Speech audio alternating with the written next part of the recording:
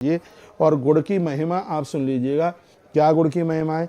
America में हाल ही में एक शोध में पता चला है कि जो व्यक्ति अधिक मात्रा में चीनी का सेवन करते हैं उनकी बड़ी आंतों में कैंसर होने का खटका हो जाता है। कहते हैं कि कैंसर ही नहीं अपितु चीनी और भी बहुत से रोगों को पैदा कर देती है। शक्कर और नमक ये स्वास्थ्य के लिए बहुत ज़्यादा हानिदायक हैं। हाँ, गन्ने के रस से जब चीनी बनाई जाती है तो उसका कैल्शियम, लोह तथा गंधक, पोटेशियम, फास्फोरस आदि महत्वपूर्ण तत्व उसके बिल्कुल नष्ट हो जाते हैं। गुड़ में तत्व मौजूद रहते हैं। गुड़ में प्रोटीन 8% रहती है, वसा इसमें 0.9 रहता है, कैल्शियम 0.8 रहता है, फास्फोरस 0.4 और कार्बोहाइड्रेट इसमें 65% होता है जो और किसी में नहीं है। और विटामिन ए 280 यूनिट प्रति 900 ग्राम में पाया जाता है, गुड़ में है और किसी में नहीं है। इस समय सर्दी का टाइम है तो ये गुड़ स्वास्थ्य के लिए किसी वरदान से कम नहीं है।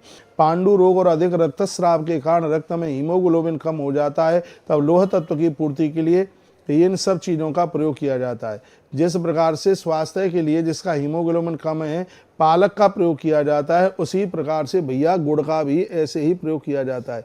ये मैं जो आपको जो निवेदन कर रहा हूँ इसको आप बहुत ठीक से सुन लीजिएगा और ये चीज़ें, ये आंकड़े बहुत ही ज़्यादा काम में आने वाले हैं, तो ये आप ज़रूर सुन लीजिएगा। घड़ी का कांटा 12:51 पर यह पहुँच गया है और कार्यक्रम लगभग 1:15 बजे तक चलेगा और आप कहीं भी जाइएगा नहीं।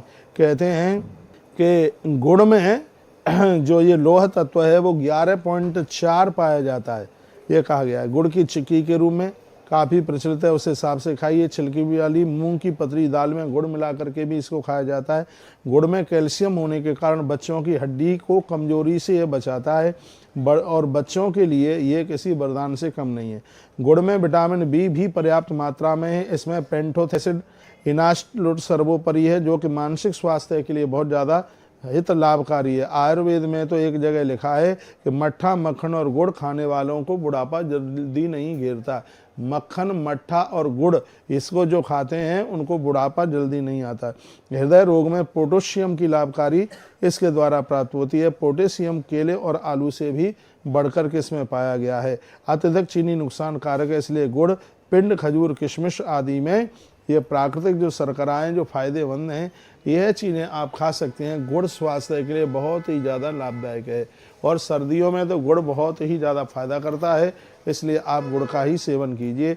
आज हमने चरक संहिता से एक चावल की बात आपको कही, जो बाद में लोग जुड़े एक बार जरूर सुन लीजिएगा। चावल में यदि माड़ है तो स्वास्थ्य के लिए बहुत हानिकारक है, और यदि चावल में, ध्यान से सुनिए, चावल यदि ठंडा है तो यह भी स्वास्थ्य के लिए बड़ा हानिकारक है। इस वीडियो को आज शुरू से आप सुन लीजिएगा, जो कि मैंने चावल के लिए आज इस वीडियो को पहली बार ही यह हमने बोला।